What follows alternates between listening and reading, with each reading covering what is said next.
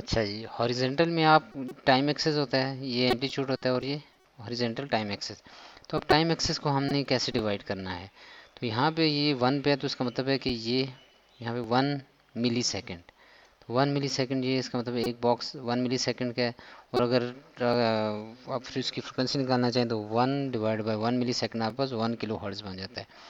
अगर आप इसको थोड़ा सा एक्सपेंड करना चाहते हैं कि आपका टाइम, आपको जो ये वेव है सही तरह नज़र आए, तो हम इसको कर देते हैं 0.5। इसका मतलब है 0.5 ये हो गया, 0.5 ये हो गया, तो 0.5 1 मिली। इसका मतलब एक वेव आपके पास जो आपका टाइम पीरियड है वो 0.5 1 मिली सेकेंड है। यहाँ से वेव स्टार्ट हो रही है और यहाँ पे आ रही है। एक बॉक्स आपके पास 0.5 मिली सेकेंड के है और दूसरा 0.5 का, तो ये 1 मिली सेकेंड का हो जाएगा। तो इसका टाइम पीरियड 1 मिली सेकेंड है और इसकी फ्रिक्वेंसी क्या हो जाएगी, 1 किलो हर्ट्ज हो जाएगी। अगर आप इसको और चेंज करना चाहते हैं तो यहाँ से आप इसको 0.2 कर लेंगे। तो ये देखें स्केल इसका आप एक्सपेंड कर रहे हैं, वेव को देख रहे हैं कि हम अभी इसको 0.5 ही रख लेते हैं। तो ये आपके पास 4 वोल्ट पीक टू पीक के लिए ये वोल्टेज आ रही है। अब अगर आप पास यहाँ से देखें, अगर आप पास एक रजिस्टर है, रजिस्टर आपके पास एक ही रजिस्टर है और जितने वोल्टेज आ रहे हैं वही इसके क्रॉस होंगे। तो इसका मतलब 1 वोल्ट पीक टू पीक है, 4 volts to peak to peak है, 6 वोल्ट्स पीक टू पीक है, तो सारे वोल्टेजेस वो इसके क्रॉस हमें नज़र आएंगे। तो वही हमें जो इनपुट है वही आउटपुट हमें यहाँ पे नज़र आ रही है इस रजिस्टर के क्रॉस। अभी हम क्या करते हैं कि वी आर एम एस हमने फाइंड करनी है कुछ चीज़ें। ये देखें वी आर एम एस, इसका फार्मूला आपको ऑलरेडी गिवन है, वी पीक डिवाइड बाई √2।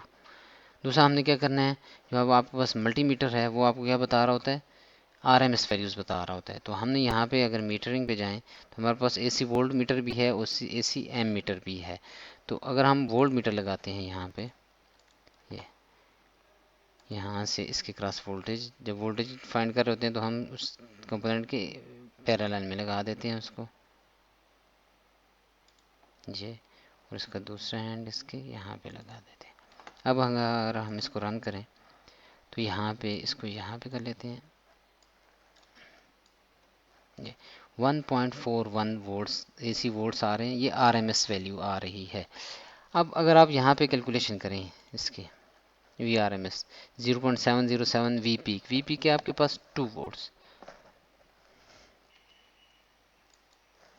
तो ये 1.41 आ रहा है। तो हम अगर देखें यहाँ पे तो उस फार्मूला को देखें हम, तो V P under to 0.707 into V P.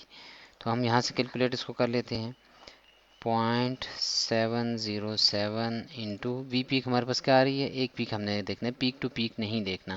तो पीक हमारे पास 2 वोल्ट्स की है तो हम 2 करेंगे तो देखिए 1.414। तो हमारे पास जो हमारा डिजिटल एसी वोल्ट मीटर है वो हमें 1.41 वोल्ट्स दे रहा है। तो इसी तरह हमने आर एम एस वैल्यूज़, क्योंकि यहाँ पे अगर आप टेबल देखें, आपने टेबल में क्या क्या चीज़ें फिल करनी है, आपने वी पीक भी है, वी पीक टू पीक भी है, फ्रिक्वेंसी और ये चीज़ें, और एसी वोल्ट मीटर में आपके पास क्या रीडिंग आ रही है और एसी एम मीटर में क्या रीडिंग आ रही है। तो अभी हम एम मीटर को देख लेते हैं। ये हमारे पास एम मीटर है, इसको हम क्लोज करते हैं। और करंट हम क्या कर रहे होते हैं, सीरीज़ में फाइंड कर रहे होते हैं कि उसमें से करंट कितना फ्लो हो रहा है। तो हम यहाँ से इसको डिलीट कर लेते हैं वायर को, यहाँ पे हम ए सी एम मीटर लगा लेते हैं। ये पॉजिटिव में यहाँ पे लगा देता हूँ, इसका जो ये वाला सिरा है वो ग्राउंड को लगा दिए। अब इसको मैं अगर रन करूँ, ये देखें ये अभी ज़ीरो दे रहा है। तो ज़ीरो क्यों दे रहा है, अगर हम एक देखें कि ये भी एम्पेयर्स में दे रहा है। जितनी ज़्यादा रेजिस्टेंस होगी तो करंट उसके क्रॉस, करंट उसमें से बहुत कम फ्लो होगा। अगर मैं रजिस्टर की वैल्यू यहाँ से चेंज करता हूँ, ये है, इसके प्रॉपर्टीज़ में जाऊँ, ये 1 की है तो इसको मैं 10 ओम कर देता हूँ। अब इसको अगर रन करें तो ये देखिए 0.14 एम्पेयर आ गया है।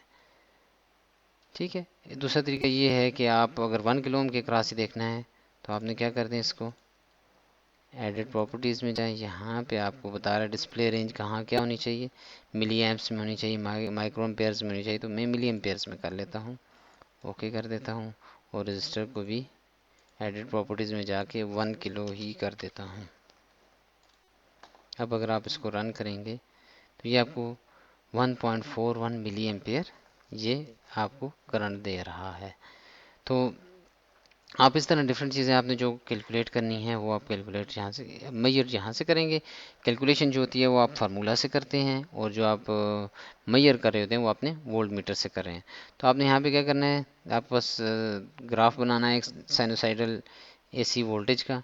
वो करंट भी उसको फॉलो कर रहा होगा, इसका मतलब है कि वही करंट होगा और वही वोल्टेज होगा। आपने यहाँ पे स्केलिंग भी करनी है कि वन बॉक्स किसकी इक्वल है, जिस तरह अभी मैंने बताया था। ऑसिलोस्कोप में हम कर रहे हैं कि एक बॉक्स को मैंने 1 वोल्ट रखा है, 2 वोल्ट रखा है, 3 वोल्ट रखा है, तो आपने कहना है 1 box is equal to 1 volt. इन अगर आप वर्टिकल देख रहे हैं, पेरू पे लिखेंगे वर्टिकल स्केल, उसको हम डिफाइन करेंगे कि आपका 1 बॉक्स किसको शो कर रहा है। फिर इसी तरह आप yes 5 small box is equal to 0.1 milli ampere, यहाँ पे करके यहाँ पे 0.5 आ जाए, यहाँ पे जिस तरह भी आपने स्केल करना है स्केल लिख के यहाँ पे। फिर क्योंकि अब ये देखें ये ग्राफ जिसने बनाया हुआ है, अब ये नहीं पता चल रहा कि इसका टाइम पीरियड क्या है, इसके एम्पलीट्यूड क्या है, तो आपने ये चीज़ें साथ स्केल में लिखनी है। नेक्स्ट आपने ये करना है calculation the RMS voltage and current across the register in figure 1.1। जो आपको ये फिगर दी गई है 1.1 में, इसके आपने क्या करना है, आरएमएस वैल्यूज़ कैलकुलेट करनी है। कैलकुलेट कहाँ से करेंगे, जैसे मैंने अभी फार्मूला से करके दिया, ये फार्मूलाज गिवन है तो आपने यहाँ से करनी है। और compare with the measured value, measured value कहाँ से आ रही हैं आपके पास, ये जो मेजर्ड वैल्यूज़ आ रही हैं क्या ये सेम आ रही हैं कि नहीं आ रही। आपने क्या करना है यहाँ पे, अभी तो मैंने सिर्फ एक वैल्यू के लिए किया, आपने 2 वोल्ट्स, 4 वोल्ट, 6 वोल्ट्स और 8 वोल्ट्स के लिए करना है। तो आपने क्या करना है, ये टेबल बना के एक ग्राफ में या अपनी जो रिपोर्ट होगी उसमें देना है, और ये फिल करके देना है और कैलकुलेशन करनी है। यहाँ पे टेबल होगा, यहाँ पे हर वैल्यूज़ के लिए 2 वोल्ट्स आरएमएस ये है, वोल्टेज ये है, करंट ये है, और मेजर्ड ये है, पैरेलल में लिख देना ये मेजर्ड है, और ये यहाँ पे आप यहाँ पे मेजर्ड लिखते हैं, यहाँ पे कैलकुलेटेड। तो देख लें कि कोई फ़र्क आ रहा है कि नहीं आ रहा। नेक्स्ट जो आपके पास आ जाएगा, आपने क्या करना है, use the equation of sinusoidal V T. V T mean instantaneous voltages, ये जो आपको गिवन है ये V peak into sine omega T. तो आपने क्या करना है, यहाँ पे बताना है कि using the equation of sinusoidal voltage calculate the instantaneous voltage 2 milli second पे आपके पास क्या वोल्टेज आ रही है। तो वो कैसे कैलकुलेट करेंगे, वो आपके पास बहुत इजी है। आपने v of 2 milli second, T को मिली सेकेंड करना है, V P sine omega T आपके पास 2 मिली सेकेंड आ जाएगा। ओमेगा 2 पाई है, 2 पाई एफ आ जाएगा, 2 पाई भी आपके पास वैल्यू है, एफ भी आपके पास है, 1 किलो हर्ट्ज़ है। तो आप इसे पुट करेंगे तो आपके पास वी इंस्टेंटेनियस वो आ जाएगा। तो आपने वी इंस्टेंटेनियस किसके लिए फाइंड करना है, तीन ये चारों वैल्यूज़ के लिए, ठीक है। यहाँ पे फॉर 2 वोल्ट्स फॉर दिस करके तो आपने इंस्टेंटेनियस टी मिली सेकंड के लिए। तो इस तरह आपने calculate time instantaneous time current आपने फाइंड करना है, तो वो भी आप इसी तरह करेंगे। जो आपका आखिरी कंक्लूजन होगा, इसी तरह क्वेश्चन 1 2 3 करके आपने एक रिपोर्ट बनानी है। फिर based on the outcome of experiment of are lab task right what you have learn today in 3 और 4 लाइन्स। आपने 3 या 4 लाइनों में लिखना है कि आपने इसमें क्या पढ़ा है। आप जैसे ये पढ़ा है कि इंस्टेंटेनियस वोल्टेज क्या होती है, एवरेज क्या होती है, और आरएमएस वैल्यूज़ क्या होती हैं, ये चीज़ें हैं, और आपने प्रोटियस स्पेस को कैसे सिमुलेट किया, ये सारी चीज़ें यहाँ पे करनी है। थोड़ा सा फीडबैक लिख देना है जो आपकी रिपोर्ट में होगा, रिपोर्ट में शामिल करना है। तो साथ में आपने क्या करना है, ग्राफ यहाँ से ये भी ले सकते हैं इसके, तो बेहतर ये है कि आप बाय हैंड बना लें तो ठीक है, नहीं तो आप इसका एक मॉडल होगा, इसको स्क्रीनशॉट लेके आपने एंड पे ये भी बता देना है कि आपने कैसे किया है। ये 2 वोल्ट्स पीक टू पीक है, 4 वोल्ट्स के लिए, 8 वोल्ट्स के लिए अलग अलग, ये आपने ये चीज़ें इस तरह करनी है। तो ये आपकी लैब नंबर 1 हो जाएगी।